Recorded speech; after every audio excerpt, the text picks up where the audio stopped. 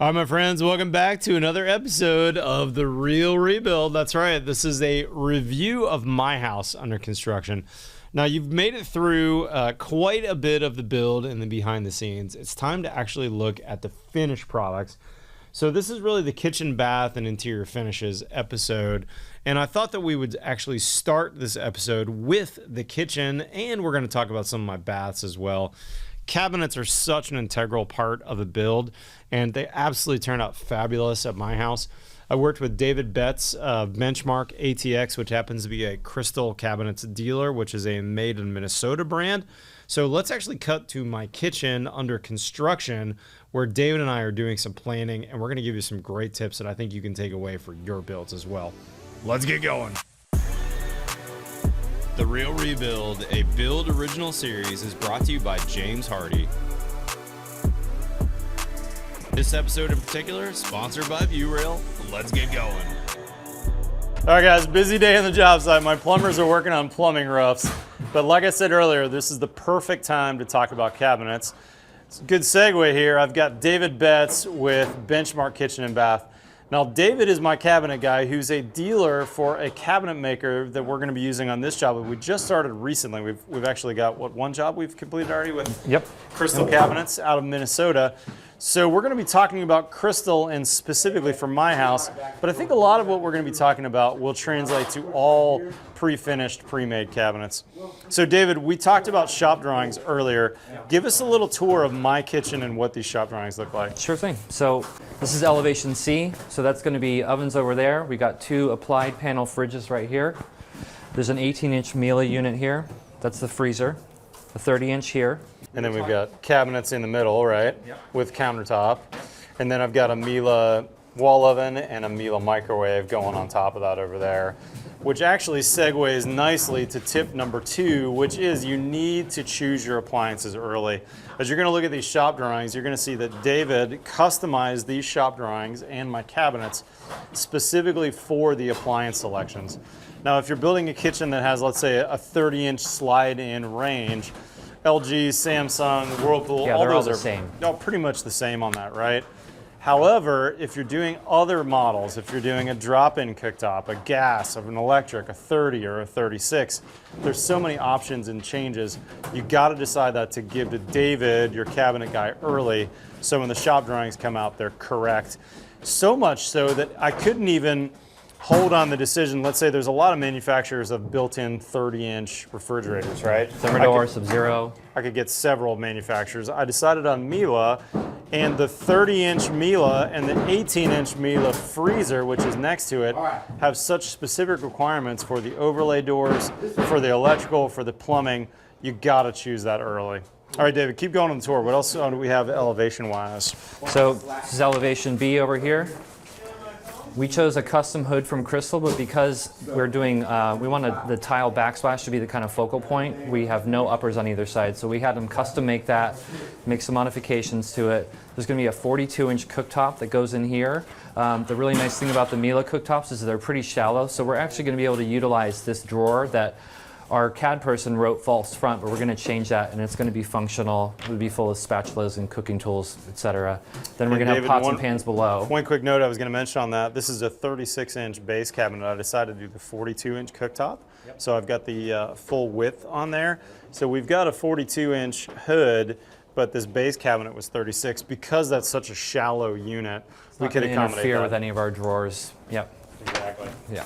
Now the last elevation is this one where the kitchen sink is. Will you walk us through that one too, David? Sure thing. So you've got drawers coming out this way, so by necessity, we're going to have a blind cabinet here. There's a really nice pull-out unit that's like a kidney-shaped unit that we call the Le Mans. We put a note on there. One really important thing that we want to start out whenever we're doing cabinet layouts, it's the center of that window. That's kind of our keystone. Everything must work off of that.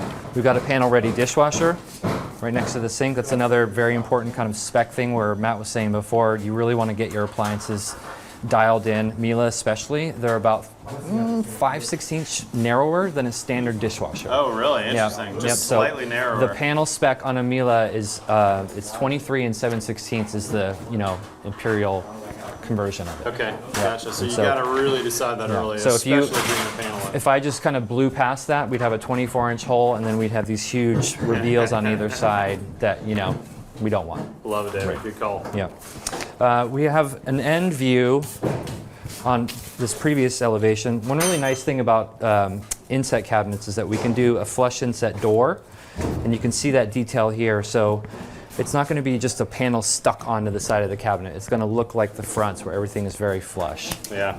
Now, David, we made a mock-up on the island, which we'll talk about in a minute, but talk to us through what the island's going to look like and the functionality of the island. Sure thing. So on this end, as you walk in, your wife Christy wanted a two oven setup. So we've got the one over there, but then we have one kind of hidden down here where it's not really that noticeable, but it's kind of in the range of where our cooktop is, and it's just a nice little mini triangle. And just to clarify, David, for those of you who don't realize, this is a pocket door. The frame's coming this week, so I haven't set that yet, but this is actually a 2.8 door.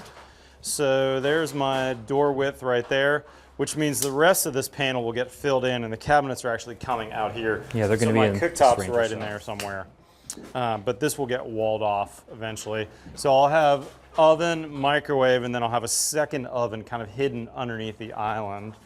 And then what other functions do I have on this island, David? Pair of drawer banks here. The trash unit is over here. So when you're typically next to your dishwasher, your sink's here, and she's going to be able to just swing around, and the trash is right behind her. Right there, so it'll be on the end. It's another handy thing for when you're entertaining. People kind of always want to get in here and throw their stuff away. So if it's out at the end, that's where there's going to be kind of a group of people. Yep. The opposite side, so we've got 41 inches here. A typical base cabinet is 24. The opposite side leaves us 17 inches.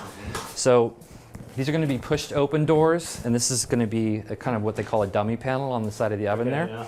And then we're going to have some more pushed open doors here that you're not really going to be able to discern what's a dummy panel and what's a functional cabinet. And so you'll have about this much depth, can storage, cereal, stuff like that, a little extra pantry. And then, David, talk to me about this width between edge of island and edge of this bank of cabinets over here. What do we have going on So here? for you, we set up 42. 36 is kind of the industry minimum, but you're really going to be kind of shimmying between people if you do that, and 42 is a good balance. If you had a huge house, you could stretch that to 48, but I think 42 is a nice middle ground where two people can definitely pass. You know, you can have two people working in here and kind of shuffling around each other. Makes sense. And one thing I wanted to mention too, David, it's not obvious at this point, but I actually, with my architect kit, very early on in the process, pushed this wall and lost a little bit of garage space on purpose so that I could have a bigger island. The original design with kit basically had a movable island, a rolling type island that was kind of skinny and narrow, maybe a booze block type island for a cutting board. I really like islands. This is where people gather at parties. You're going to have a drink and hang out. So I pushed this wall back 2 feet, which enabled me to get that 42 inches on both sides. And what's our island? I can't remember. Like 40? We're 41, and so with this countertop on here, he'll be about 42, like something like 42 on the island. Yeah, and this countertop is pretty long too, and we've got an overhang on the backside too, don't we, David? Yeah, to about 18. Okay. So basically my countertop will slide out that way, have a couple bar stools underneath there, and then we've got a very nice, large, and functional area. Also gives me extra prep area because I've got just a short countertop there. Lighting will not be great, even though there'll be a little bit of under cabinet lighting, whereas here will be really good. Let's go on to our next tip, David, and let's talk for a minute for these guys about inset versus overlay door styles.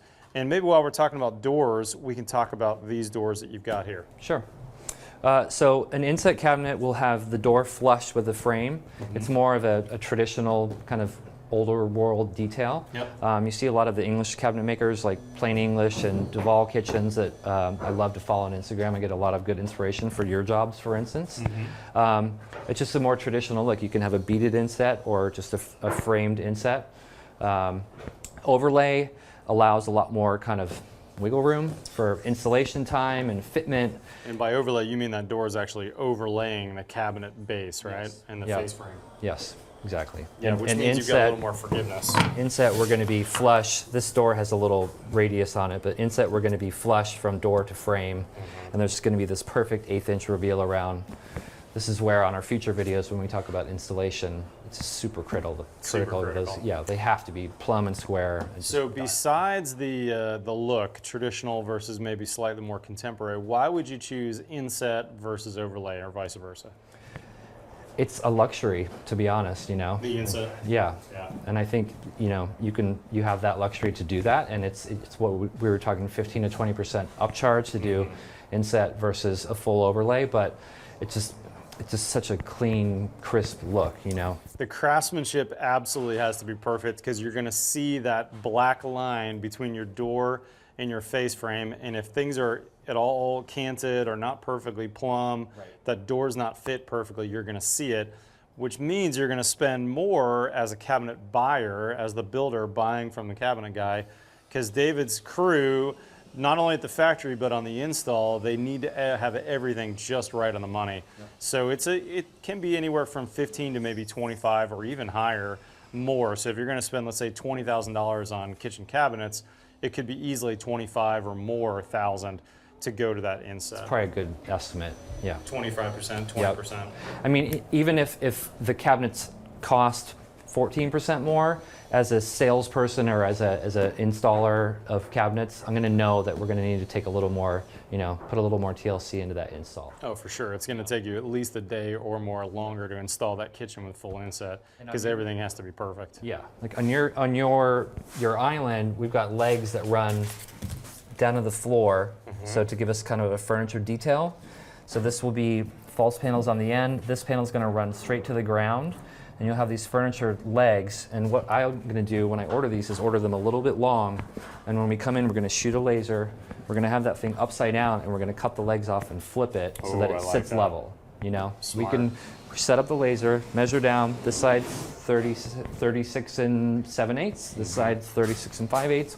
Cut the leg, trim it, and it fits right on the floor. It's beautiful. Love it. I love it. Now on that tip, David, the inset versus overlay, there's really no clear winner. It's really your decision what you want to do. Let's talk for a minute though about my next tip, which is site finished versus pre-finished. I've been doing this 25 years. I've done a lot of both over the years. So have you, David. Talk to me about the pros and cons of finishing your cabinets on site or even building them and finishing them on site versus what we're doing where Crystal's actually painting them in the factory. In the factory, they can bake this on. They have machines that will actually measure the temperature of the surface temperature of the door. So this door goes into a conveyor belt. It's sprayed flat. It rotates through the oven for about 15 minutes, and then the guy or gal at the factory can pull it out, touch it. It's cured, it's dry to the touch. It's not going to off-gas nearly as much in your house. And it's a two-part system, so they add a catalyst to it in the factory that would allow you that you can even put acetone. You know, it's insane how durable it is. That's amazing. It's very chemically resistant. So now on the flip on that, if we're doing this on the job site, how different is that?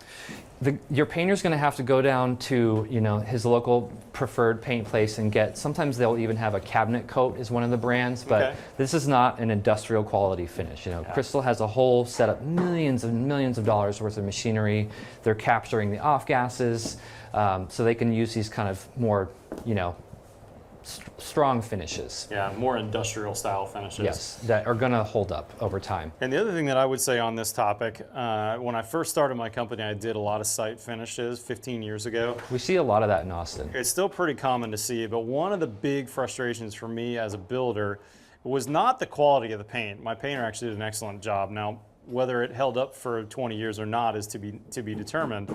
But one of the big issues is when the cabinet maker was done, the cabinets were installed, the painter has to basically take every piece of hardware off, all the hinges, all the slides, everything needs pulled apart for him to paint correctly, which means it all needs put back together. So I have this beautiful kitchen that's all put together and working nicely, and all of a sudden every screw's got to come out and get backed out. And as someone who used to do it that way, I can tell you it's very rare that your painter is a good cabinet guy and put it back together how you left it a couple weeks ago. Or you're then paying your cabinet maker to come back later and readjust everything. Hopefully we don't have stripped screws as they got put in the second time, all those issues. So on this tip, I'm going to lean heavily towards factory finished. Crystal makes an incredible product, but there's lots of other factory finished cabinet makers out there. I think that the do a good final job point as on well. that is the color matching and seeing your door come in. You know, if we want Milwaukee red on your cabinet doors, we send them a tape measure and say match the tape measure. Typically, we're just pulling from a Sherwin-Williams fan deck, but you know, any of these colors can be custom made by them. We can alter the sheen. So Actually, tell them this example, David. This is kind of a good example. So this is your Delta millwork flooring.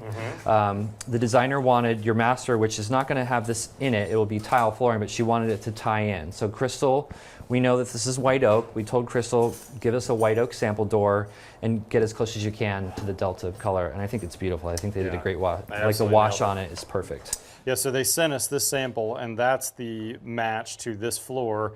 And the other thing that we can do is vary the sheen from basically almost dead flat to a pretty glossy finish. Generally, when you get a sample back, there's, you know, the guy in the sample room is going to just shoot their kind of standard, you know, semi-gloss on it. So this one's a little shinier than you're going to get it. But we have all these sheen ranges, and we can pull these fans out, these fan decks out with the different sheens on them. That's 5 degree. We're going to do this in 15 degree. This door that you're looking at now is probably 33 to 40 degree sheen. So it's got a little bit of sheen to it. And that's a number that any kind of painter can work with. You know, that's just how the industry calls it out. Yeah. Now let's talk expectations for a minute. That's one of the things I like about pre-finished is that we can set everyone's expectations early, but that also means you got to make decisions early, right? Rachel Paxton, my interior designer, picked my Delta Millworks floor and my Delta Millworks ceiling ahead of time, and then said, here's what I'm thinking about, David. Give me a sample of this color from Sherwin-Williams fan deck, this color from a fan deck, or match this image for this walnut. David then was able to give me the samples and go, all right, here's what we're doing. Do you like this? Yes, approved, or no, I want to make this change. Should be done early because it could be a 2-week turn time between I hated every one of your samples that you gave me. Let's start over, you know, so it can, you know, it's another good point for starting early. And the other reason to do that too is because I need to know my exact measurements. I've got 9-foot ceilings in my kitchen here. I've got a crown molding at the top, but everything, especially my floor to ceiling cabinets, I don't have a lot of wiggle room. So I needed to be able to tell David, from my 3/4 subfloor, this is actually my top of floor. And by the way, I typically will install this prior to him installing cabinets, so I don't need extra scribe moldings. And then my wood ceiling, of which I have a mock-up on over there, will actually be on the ceiling as well, so that when David puts his pre-finished crown molding on, it's already on my pre-finished ceiling. There's nothing left to do there. We measure now, really we nice. sub that out. We check the cabinet company will give you the exact position of the crown in height, and it will say, you know, maybe it's 5 inches when it's sitting here flat, but when it's up, it's 3 1/4. That's right. So we factor that in. Your typical inset face frame is it's 1 1/4 inches here, and we're going to shoot for that same line along the ceiling. And you're going to give me a little bit of fudge room because your ceiling may not be perfectly level, but it gives us enough wiggle room where we're not. I've seen plenty of inset installs where the crown is pinched on the door, and where it wasn't quite right. And David, just to brag on you for a minute, these shop drawings are absolutely fantastic. At the beginning of the video, I showed people how I use these for center lines. Let me show you one more thing before we go into our last tip, David. I'll be right back. This is my wife's desk area, and I actually have a laundry room space over here and pantry over here. What I typically do as a builder is I'll take the cabinet maker's shop drawings, I'll tack them up in the space, so if trades have a question and I'm at lunch or whatever, we can make sure we know what's going on. And in this case, this was a late-breaking change. My interior designer took the original design from the architect, took my wife's input and said, no, I want to do something different. She gave David a sketch on a different layout. Then David gave us this shop drawing, which then allowed me to change the electrical layout. And that's what you can see here is me going, all right, inside this cabinet, I need my Dyson. This is the knee space for the desk. I need an outlet in there for the computer. I need a couple desktop outlets. And then this door here is going to house a rollout printer, so we need an outlet in the back. So now when my electrician's on site, you can see all those boxes here. He just started wiring those. That process works really well. Now, if we had a higher budget, like a lot of times my jobs are, where there's an architect who's got lots of time ahead of time, you know, if I'm working with Alter Studios, or if I'm working with David Weber or with Tim Cuppett, they've spent a lot more time ahead of time in design, and frankly more money from the clients to verify those things. But most of my jobs, or my personal house, we're going back and forth a little bit with the cabinet maker on the job to figure that out. So great job on all that, David. Last tip, David, that I want to talk about is mock-ups on the job. Tell me what we built here. This wasn't you. This is actually Andrew who built this. Yeah, your guy Andrew built this island. This is the exact size that your crystal island was predetermined to be. And so now you can come in here with your wife and do a walkthrough. You are going to further do the lowers. Yeah, after I saw this, I'll be honest, David, I thought, I wonder if this is going to feel too big. So I'm going to have Andrew make me a little mock-up of the kitchen sink cabinet, 24 inches deep. My cabinets are 37 3/4 to finish height on countertops. I want to see what that distance looks like. I also want to kind of mock up what my door swing looks like on my refrig. Make sure I've got plenty of room, because it's not too late for us to shrink this island an inch or 2 or 3 if you could walk past this big door while it's open, that'd be nice. Ideal. Yeah, so we'll look at that. It's not too late for us to do that. However, we did place the order already for these cabinets, and you'll notice we're still in the rough-in stage, and yet my cabinets are on order. Really critical to think about this ahead of time. David, what else did I miss? Anything that, as we talked, that we didn't miss or that we didn't talk about? No, I think we're good. I think for someone who's going to do this, I think it is very important that if you can mock it up in foam, do it. If you have the time, it's a couple $100 worth of pink foam from Home Depot and some tape, and it's super easy to cut, and you just make boxes, and you can kind of walk around. And I think you were a little bit, seeing this here in person, we were all like, wow, okay, that's something. So we have the chance now. The order's been placed, but it's not in production yet, and so we have a couple weeks where we can say, let's pull 2 inches out of this. We lose it from the storage on this side, no big deal. The last thing I want to mention on this mock-up too that I forgot to mention was I've got some pendant lights. I've got 2 that are going to come down and light the space, and I already know what those are. We've selected those, but figuring out the height and the location on the island would be really nice. So I'm going to have Andrew make me a fake light hanging from the ceiling, and that way we can verify where those junction boxes are. And a great way to do that is you find the center of the island, shoot a laser on it, it's right up on the ceiling, you're marked out, you're good. Those plumb line lasers are so easy to use. Learned that from a video years ago. They're really handy. Madeira setting windows. Okay, while we're talking finishes, I'd be remiss if I didn't mention my Viewrail railing system. I did this house in kind of a transitional style, meaning some traditional elements, some modern elements.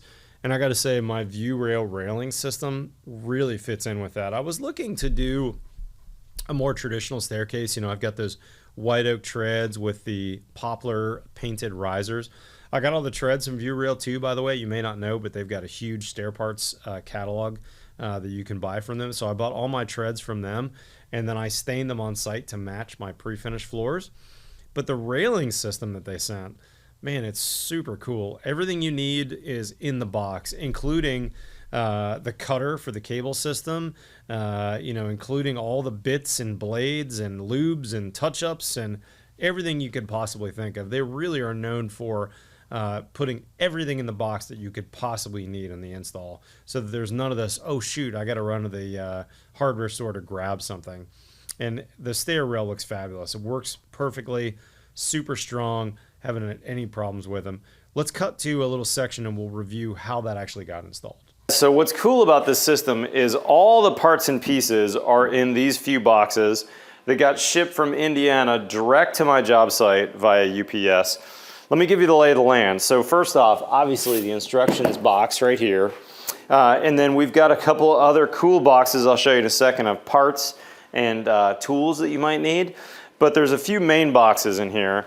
First off, these are my posts right here. You can see this is a powder-coated aluminum in black to my specifications. They've got all kinds of color options.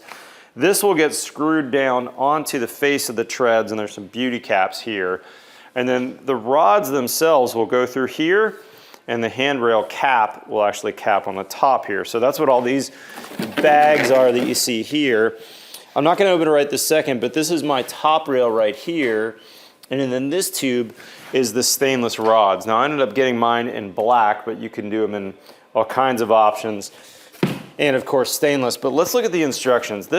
If you open this box first, you'll immediately be impressed with their system. So first off, instructions binder. And even before you get to that, you'll see right in the box is viewrail.com/instructions. They've got really good instructions. I've been very impressed. Jorge, my carpenter, and I reviewed a bunch of videos on the install, and within a really short order, we feel confident that we can do this process. But they're sending you a binder that has all the kind of basics. It's all in color, it's step by step. This is really good stuff. And they've got some great YouTube videos. But what I really liked about it is they really include everything you need minus a couple of carpentry tools. So, you know, even a Viewrail branded multi-way level for you for your posts. Screw wax, I don't even know yet what this string is for. The correct bits that you need. This is a crimper that you're gonna use. You'll even see that they're giving you the angle grinder and bits that you need. Kind of everything you need is in these boxes. Very impressive. With that being said, let's get Jorge going on this project and we'll show you the process.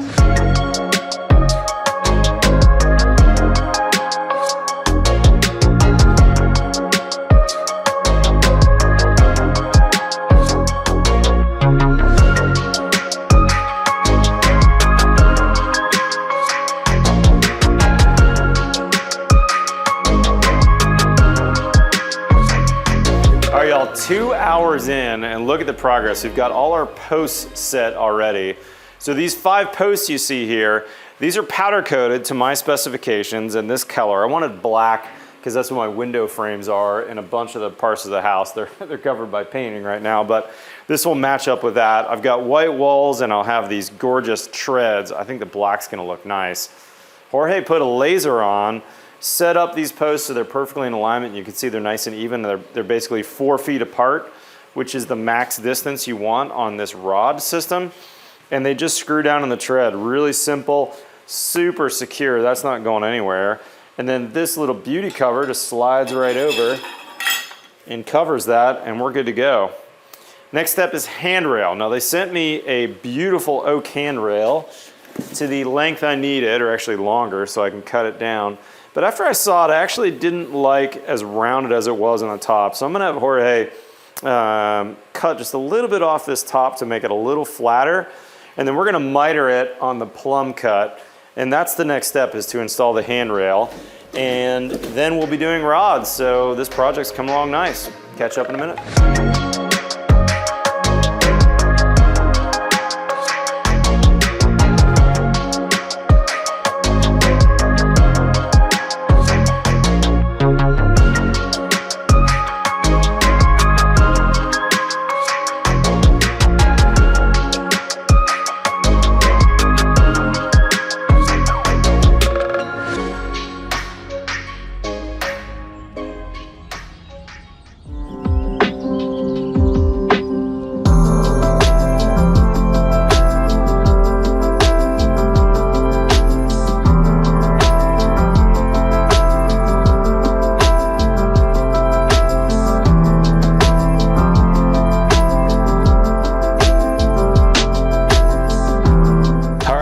What do you think? Didn't this turn out nice? I love it. I think the design is a really nice compromise of traditional with some modern effects. You know, this house I kind of think is a transitional house. And so I wanted something that had wood that felt like a traditional rail and banister, but was a little more updated and a little more modern. So this certainly could go with modern farmhouse, with contemporary or transitional, and certainly traditional styled houses. And you'll also notice all my stockings are hung from here. We don't have a fireplace in this house. I purposely didn't put a fireplace in.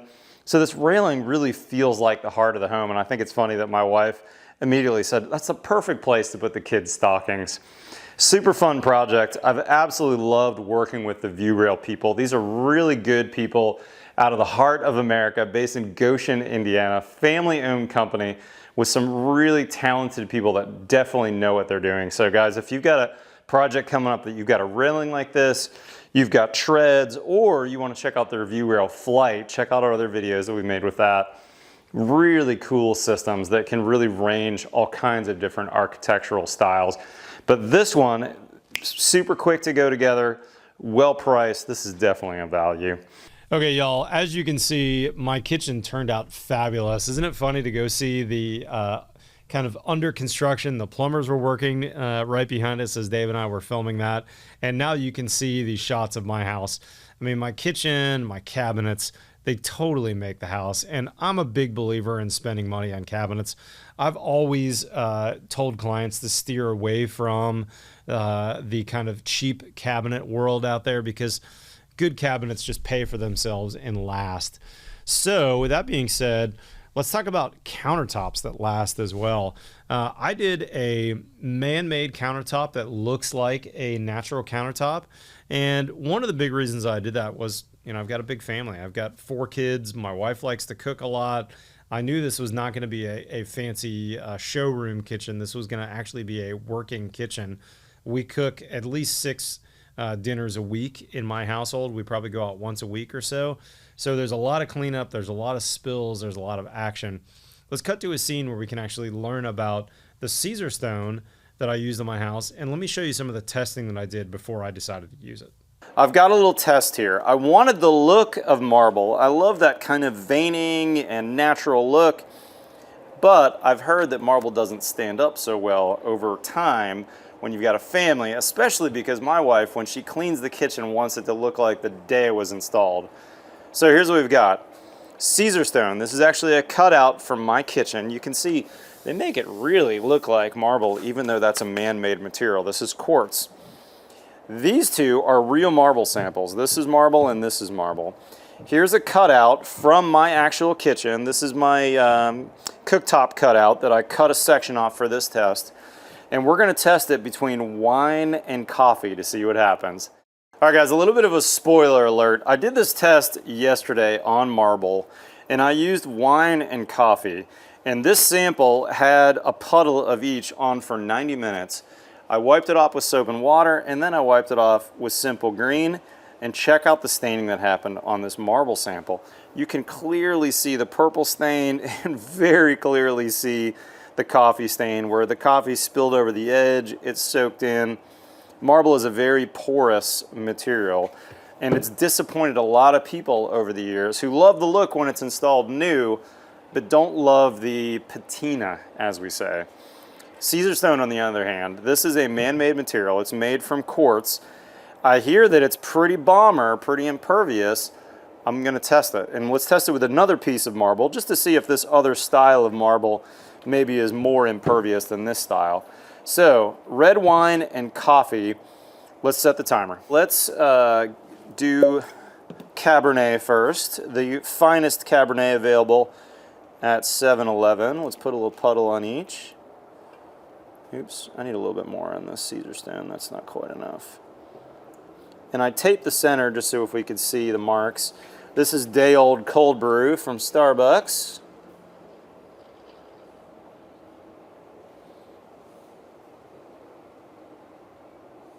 Okay, we did that pretty good. And let's hit the start button here. And we got a time lapse going. We're gonna let this sit for, I don't know, 90 minutes, 2 hours, maybe a little more. We'll come back in a bit.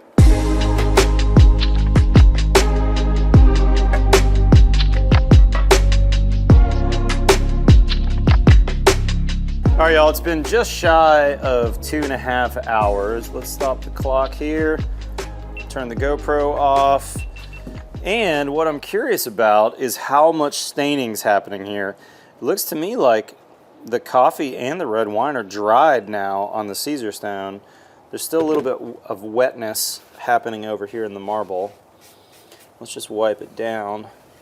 Oh, that's interesting. Look, even just wiping it down, I can tell already on that marble sample that we've got some serious red wine soaking in.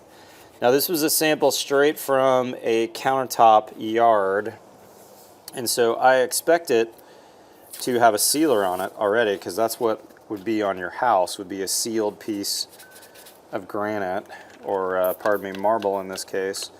But I'm just using a little simple green, give it a little bit more horsepower than just soap and water. Oh, dang, look at that purple right there. The coffee's a little harder to tell if it's stained. If you look at the side, it looks like it did soak in, but because of the brownish tones in there, it's a little harder to see. The purple tones Clearly we're not there. All right, moment of truth right now. Let's see what happens on the Caesar stone. Fresh rag. This one's dried, so there's really nothing to, we're just put a little simple green on here. And, haha, look at that wine came right up. The coffee too. That's pretty awesome, dang. Let's pull the tape and see if we can see anything. Ooh, look, the coffee got underneath the tape even. Oh yeah, baby. Look at that. That's awesome. Brand new countertop. All right, y'all, sorry for the noise. Busy job site makes a happy builder. We're getting ready for the countertop installers. They've templated, they've fabricated, and today is delivery day. But I wanted to show you one thing that you need to think about when you've got overhang. So here at my kitchen island, my island is 36 inches wide, and I've got a 15-inch overhang here. I put a note early on just to make sure it wouldn't get missed. And with that kind of overhang, I want to be cautious about that countertop material hanging out unsupported. Now check the Caesar stone guidelines. You know, for instance, I'm able to go unsupported over my dishwasher, but when you've got this kind of surfboard effect, especially when I've got kids in the house, I'm worried my kids are gonna stand on this countertop and try and change a light bulb above or do something dumb. So in the past, I've used all kinds of supports, but I was Googling that and check what I found. These are pretty neat. Ironsupports.com makes these. It's basically some 1/4-inch steel strap material. They put a nice little 45 chamfer on the end there, so it won't be sharp for someone who's coming in to slide a stool in. And what I like about these is they're painted white already, which is kind of neat because my Caesar stone, you'll see in a minute, is going to be white. So here's how we installed them. Jorge routed out a depth, basically a notch on my end here. This is some walnut panel right here, and he's routed that out so that this will be flush with the countertop. Now these are 32 inches long. I could have gone shorter with these, but I really like that. These are at least as far back as they are overhanging. That's really smart, and it's not that much more money. I think these retailed the 32 inch for around 60 bucks each. So for $120, this is really cheap insurance. So what we did was we took a piece of poplar, little PL Premium Max on there, glued that down, screwed it. Then we're gonna screw these in here and we'll shim them, and then we're good to go. That way when this countertop comes here, we'll have really good support for that overhang. So, all right, install has started, and man, it's fantastic to see this big slab here on my island. I mean, this slab and kind of this veining that you're seeing is a big reason why I went with Caesar stone. I knew that I wanted a quartz countertop. Quartz is generally extremely durable, and of course, Caesar stone, I've had great success with them over the last 15 years as a custom builder. They seem to have the best, hardest product, most durable product. But what they've added in the last couple years is things like this really natural looking veining. I think most people coming to the house are gonna say, I love your marble countertops. And I'll tell them, well, actually they're Caesar stone.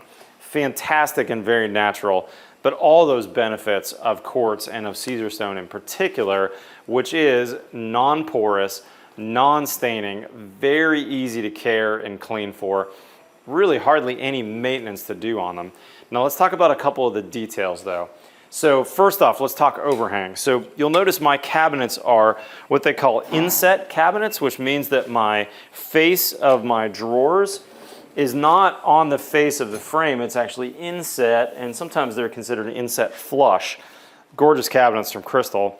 But that's gonna change what you're gonna wanna do potentially to your overhang.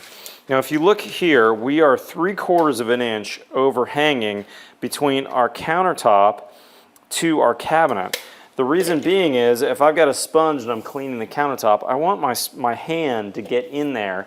If this was flush with this drawer, we'd easily have water that could run down the face of the drawer and actually go into the drawer, and you might actually find a wet spot in your drawer. So I'm a big fan of having a decent overhang, and overhanging around 3/4 of an inch past the face is the way to go. Now if these were face frame cabinets with standard overlay doors, My overhang though, when I'm talking to my cabinet installer, would be 1.5 inches, meaning 1.5 inches from the face frame, because this door might actually be right here at 3/4 out. That way I still have a 3/4 lip. So this is the way to go for inset flush there. We're only 3/4 out. Okay, a couple of things that I want to mention. We need to think about support for these countertops. Anytime we've got areas like, see my dishwasher here, I don't have support across here. That's okay per the Caesarstone specs. We also want to be cautious, right? We don't want to jump on this countertop. We don't want to stand on this countertop in this unsupported area. But here, where I've got some bar stool seating, this is where it gets a little trickier, and we need to think about this a little bit. Caesarstone says that we can go 1/3 of the span unsupported. Now we've got a big old span here, but that doesn't mean I can have a big surfboard sticking out. That's going to be limited on your depth depending on the thickness of your material.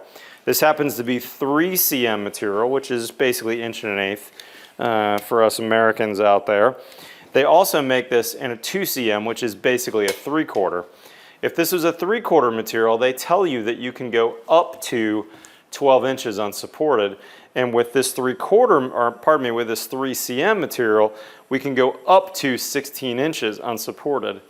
However, I think you're always better to be a little more cautious. And on their website, they talk about a 70% rule, meaning that we'd like to see at least 70% of the countertop supported. So here's what I did. We did some island supports in this space here. And then in my desk where my wife's office is, let's scroll down over here, we did a couple bracket supports. Now these bracket supports are giving good support here at the desktop space.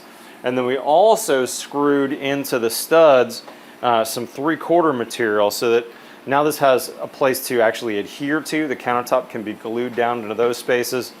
Plus we've got some real good support in those areas. So now this unsupported area, I'm totally good. We've got really good support. I'll put a link to those guys in the description where I found those. But of course you could make something similar yourself as well from some heavy duty steel strap material.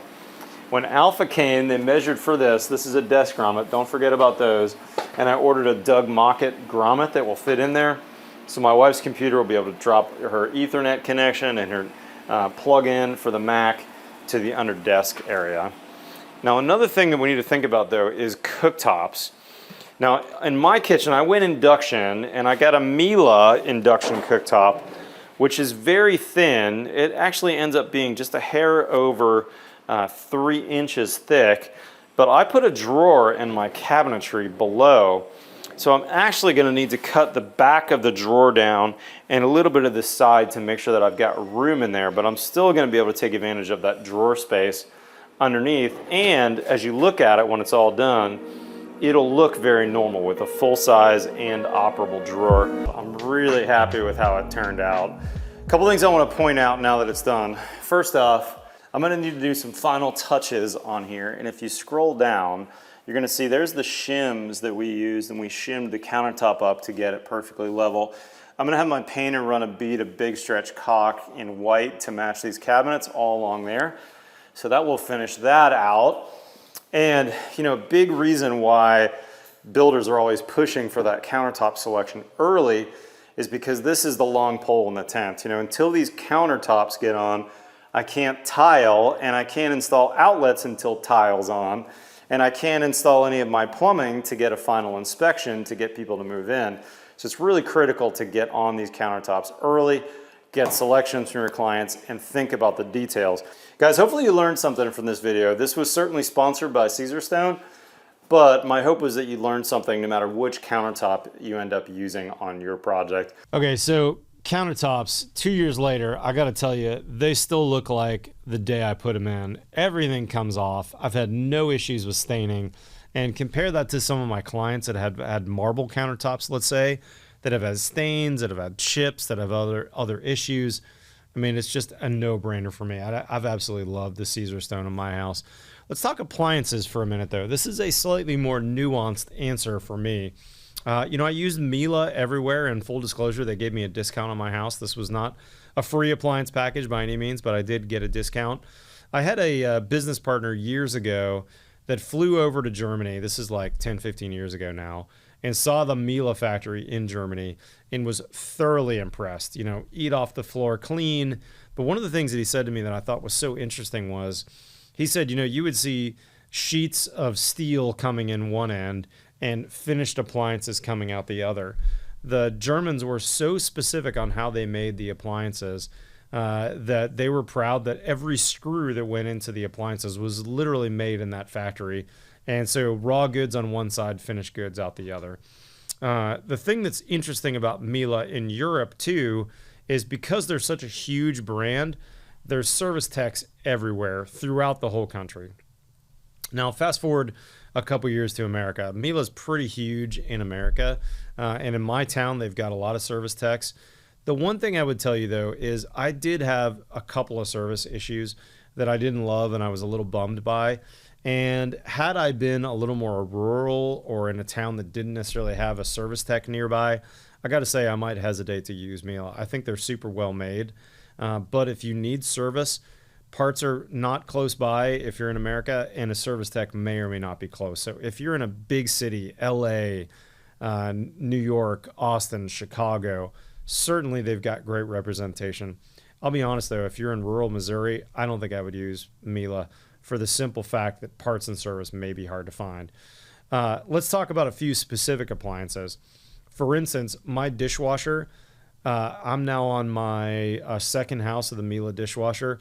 They're amazing. It's so far above the other dishwashers, and I've had 2 or 3 other brands in the past.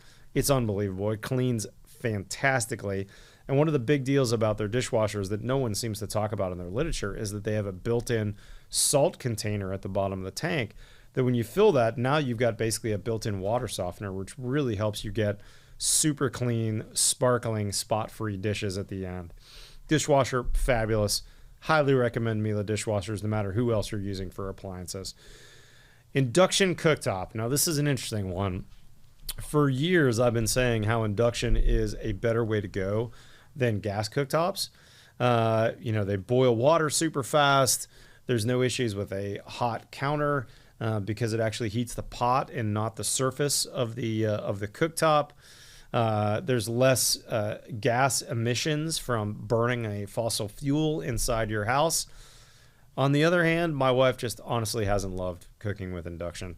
It's been a little tricky for me to figure out, you know, what level do I want the cooktop on? There's no visual feedback to see, oh, there's the gas flame. It's bigger, it's smaller. And on the Miele in particular, I cook my eggs in the morning, for instance, at 7, and it's almost a little too hot, and 6 is almost a little too cold. It's interesting that it goes from 0 to 9, and then you've got boost 1 and boost 2.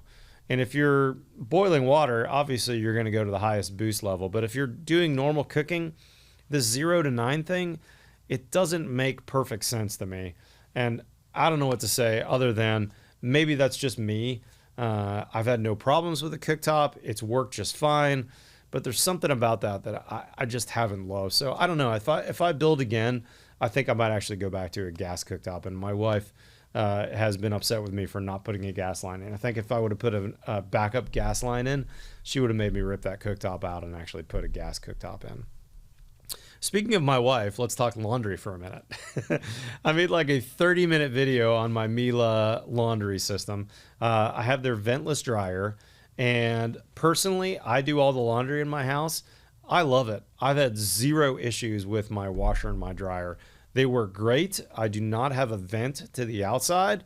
I'm not dumping all this air to the outside, only having to make up that air.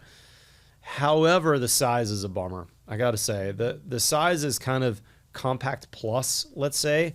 They're meant to fit under a counter for a kind of a European style install. And as a result, they're just kind of small. So if you've got a king size bed sheet set, if you've got a big comforter, bulky things, you're going to have to take those to a laundromat. It's going to work perfectly for your clothes, of course, but you're going to have to do kind of what I would call 2/3 of a load every time rather than a more full load with a more American style unit. So in the end, I still like it. I'm still happy I did it. But at least once a year, we're taking something to the laundromat because it's too bulky for our washer and dryer unit. And I end up doing the laundry partially because my wife's frustrated that I didn't put a bigger one in. So full disclosure on that. The Miele ovens, absolutely fabulous. I've loved them. Unbelievable. They've been phenomenal. The Miele built-in fridge and freezer, I don't love them, to be honest. I think if I had to do it again, I would have put a American brand in. I had a fair amount of trouble getting my ice maker to work. It took several trips from the service guy. I didn't love it. They seem a little, I don't know, less well-made in some respects to the American counterparts. So I honestly wouldn't recommend for my friends a Miele built-in fridge and freezer. But the rest of the Miele equipment has worked real well for me. So take that with a grain of salt and take that for whatever advice is worth it for you. Let's talk for a minute about my kitchen and bath finishes. For instance, I put Kohler everywhere in my house, and again, Kohler did give me a pretty good discount on those. So know that this is a bit of a sponsored post, but I've had great success. I've had zero issues. If I do need anything, and in other houses that I've built, I've realized, oh my gosh, I need something, or there's a part missing. Kohler's phenomenal about getting you what you need immediately, because they're a Wisconsin company and they make a lot of their stuff in America. They seem to be terrific about parts and service. I highly recommend them. I also think Kohler's an interesting kind of price point in the marketplace, in that you can certainly buy higher, and I don't want to bash on some brands, but there are some higher brands that frankly are not great to work with and are not as well made and are harder to install. So I think Kohler is a really good price point in that they're not basic, they're not crazy expensive, but you really get what you pay for with Kohler, and I've had zero issues. They really make nice equipment. I put a steam unit from Kohler in my house. That at the time I was thinking, I have two kids that have asthma. I really think that this could be beneficial. I remember when one of my kids was younger, we would put them in a hot, steamy shower because they had this kind of congestion that wouldn't go away. My kids are older, and in this new house, interestingly enough, one kid has had zero issues. That is, it doesn't even use an inhaler anymore. And the other kid still has an inhaler with them and has yet to use it. I think the indoor air quality in this house is so far superior to my old 70s remodel that her allergies are basically gone. I've had no issues. And so as a result, that steam shower has literally been used less than 5 times in the amount of time I've been there. I'm sure Kohler doesn't want me to say this, but I don't know. Unless you're like a steam shower fan, I don't know if I would do one again. It's an expensive part. It uses a lot of electricity. It's not inexpensive to install because I have a fat wire going to that steam generator. I don't know. I don't see it personally. On the other hand, the electronic controller that's outside my shower that I can start my shower without having to get wet, fabulous, has worked perfectly. There's no internet updates. There's no connectivity to my phone. There's no, I download iOS 37 or any of this kind of stuff. It's just a wall controller. It works. I really like it. And I put 2 shower heads in. If you saw the videos from my house, I only use one of them. The other one I only use when I'm cleaning. So I basically have a fancy one-headed shower. But the one thing that I did that was interesting is, because I made it a steam shower, I've got one piece of glass that can be closed so you can really make it hot in there. My wife often closes that top piece so that my shower is nice and toasty. And oh, by the way, I ran the heat cables into my shower as well. And so in the wintertime, my heated tile floor by Schluter turns on every night at, I think, 6 o'clock and goes off at 10 or 10:30. And man, my shower is super comfortable. I see people that are building houses with open shower doors or with no shower door, and I think, boy, that's a mistake. They're going to be back to be adding a door on that.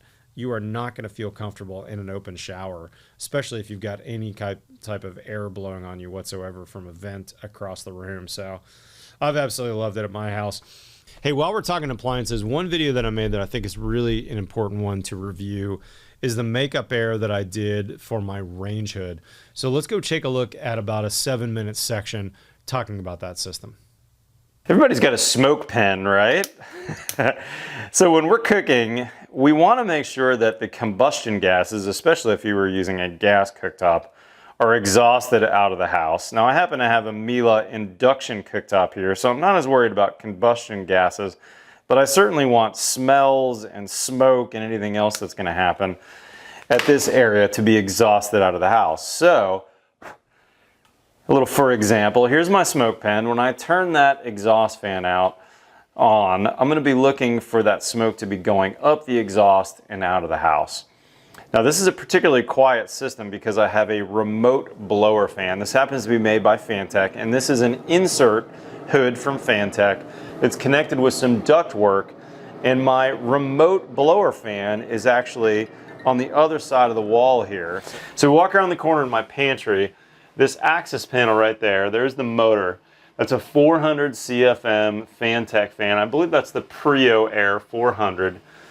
But what I've done is, at this stage of my house, or at this moment I should say, I've turned off my makeup air system. I actually have a very special makeup air system. It's off right now. And I've set up a little demonstration to show you what's going to happen to my house in particular, a tight new construction house, if I don't have a makeup air system. What I did was I put a piece of foam in this door between my laundry room and my garage. And there's an 8-inch hole in here that we're going to open in a minute.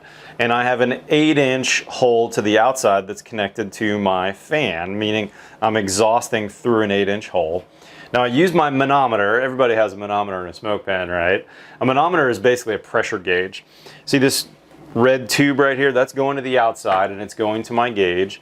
And the yellow tube is inside my house. And this is a sensitive piece of equipment that's telling me the pressure differentials between inside and outside.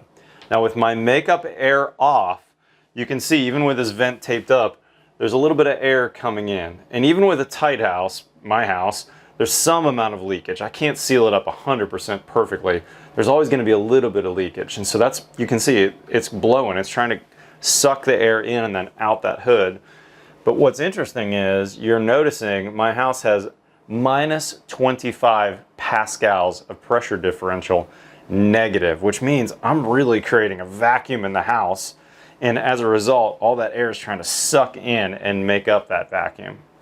Now that's not good for us, and it also doesn't meet code. As of 2018, the International Residential Code has a new provision that says we need makeup air anytime we have a fan that's 400 CFM or more, and that makeup air needs to have less than 3 pascals of difference when it's working between the inside and the outside. Now that's a safety thing, right? We want to make sure that our combustion appliances aren't backdrafting, that we're not going to kill our occupants or have other issues. So let's talk about makeup air solutions. The first solution that I've used a lot and that a lot of people think of is simply to do a motorized damper inside the house with basically a hole. And here's a Fantech option for you. And in fact, I have one of these as part of my makeup air system. And so what happens is when my exhaust fan turns on, there's a relay to this that powers this, and this powers open. And I've mocked this up right here in my garage. I need to open the iris a little bit. And this is the same 8-inch hole, let's say, as if I had a powered damper. And now you can see that streamer is really rocking. So you would think an 8-inch exhaust pipe to the outside, all I would need to do is put an 8-inch hole in the envelope with a powered opener, powered damper, and I'd be good to go. Let's go back to my pressure gauge. Let's see where we're at. Well, that's not good. We're at like minus 10 pascals. It's going down a little bit, minus 9. Let's see if it settles down. When I looked at it earlier and did this test before the video, it was averaging around 8 to 9 pascals of negative pressure. So even that doesn't meet code. It's a little counterintuitive, but believe it or not, there's some tables you can consult to look at what size hole you would need, but typically it's at least double, if not triple the size hole if it's passive that you've got pushing out attached to a fan. So for instance, if I were to put a passive system in, this 8-inch is not enough. I've got negative pressure in the house. I probably would need something like a 16 or maybe even a 24-inch hole to let enough air in to suck it out. Now on the other hand, what I've done here is I've done a powered solution, and in my mind this is the best solution for you. Fantech makes it. It's really easy to install and it's very straightforward. Let me turn this system off and walk you through what we got. Okay, now I've hooked up my powered Fantech makeup air system, and I'm going to turn on my remote fan. It takes a second for it to ramp up. And what's cool about this is it's nice and quiet because that fan is remote. It's not right here above my cooktop. And check that out. It's going nicely. By the way, I'm sure you noticed, but I put the black trash bag up simply so you can see the smoke a little better. I do have a really nice tile backsplash from Clay Imports here, but you couldn't see the smoke very well with the white background. Okay, so now that this is going and we've got the makeup air system going, let's go take a look at what the manometer is doing for us. So remember, I've blocked that off now, so that's been taped off. I don't have any air coming through there. My only air coming in is through my makeup air. And you can see my manometer is dropping. It was a little bit higher. It takes a second for the manometer to respond because of the fan that's remote is going to take a second to start up. But check this out. I'm looking to get as close to 0 as possible, but honestly, plus or minus 1 is excellent. And that's about where I am here. Look, I'm plus 0.2, and a second ago it was minus 0.1 or 0.2. I'm really, really close to equal pressure, which means that my streamer's not going, right? We know this is a little bit leaky even with this taped up, and that streamer's nice and limp. Now on the other side of the house, if you were to scroll all the way over to the other side of the house, I've got a big open house here. Kitchen, dining room, living room. On the other side of the living room, that little opening right there is where the makeup air is coming in. And I've got some streamers that I attached to the vent that you can see just going crazy. What's happening is the CFM is exhausted here is matching the CFM here.